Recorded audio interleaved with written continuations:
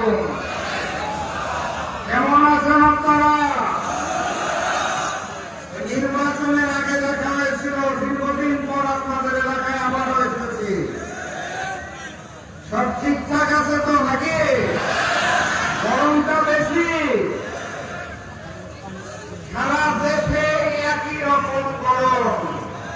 শুধুমাত্র আকাশের গরম নয়, শুধুমাত্র আবহাওয়ার গরম নয়, নতুন যারা ক্ষমতায় এসেছে, মুসলিম যারা জালিম হয়েছে, ভারতের নির্দেশে দেশকে গরম করতে চাইছে।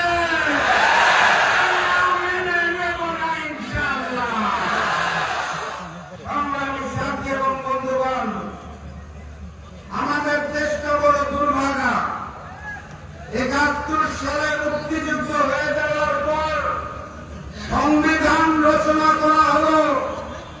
সে সময় যিনি রাষ্ট্রীয় ক্ষমতায় আসলেন, শেখ মুজিবুর রহমান, উনি মুক্তিযুদ্ধের সময় বাংলাদেশে ছিল না, ছিল পাকিস্তানে।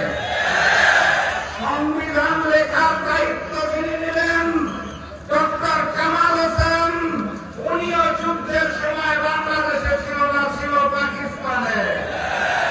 যারা দেশ গঠনের দায়িত্ব নিলেন, তৎকালীন আওয়ামী লীগের নেতারা, তারাও কেউ যুদ্ধে বাংলাদেশে ছিল না, বিলাসবহুল জীবনে ছিল হিন্দুস্তানে। তারপরে ২৪-এর গণঅভ্যুত্থান। গণঅভ্যুত্থানের পরে যিনি দায়িত্ব নিলেন, তিনিও গণঅভ্যুত্থানের সময় বাংলাদেশে ছিলেন না, উনি ছিলেন প্যারিসে। ডাক্তার মোহাম্মদ ইউনূসের কথা বলছি।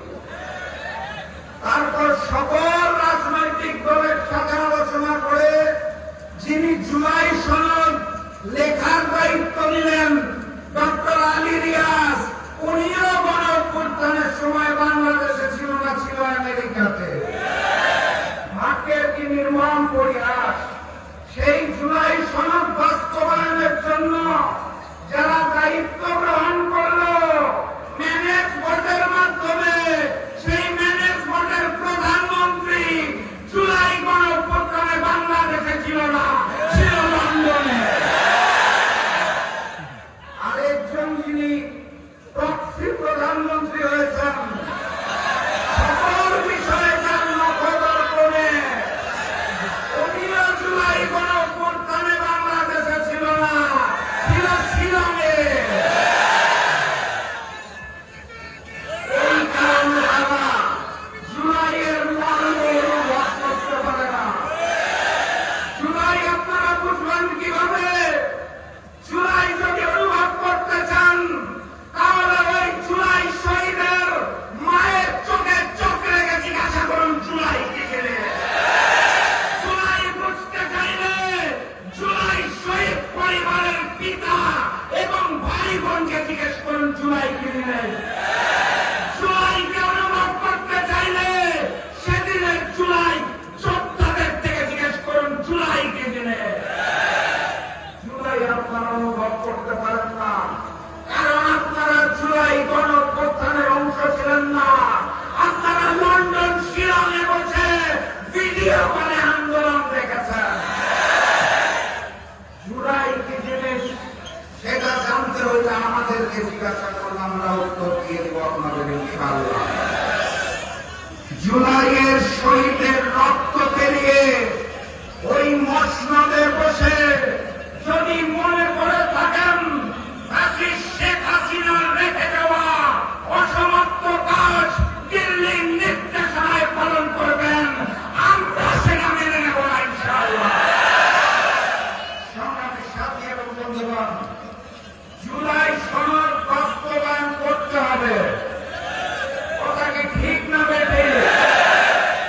ওনারা বলে নাকি অক্ষরে অক্ষরে পালন করবেন। কোন অক্ষর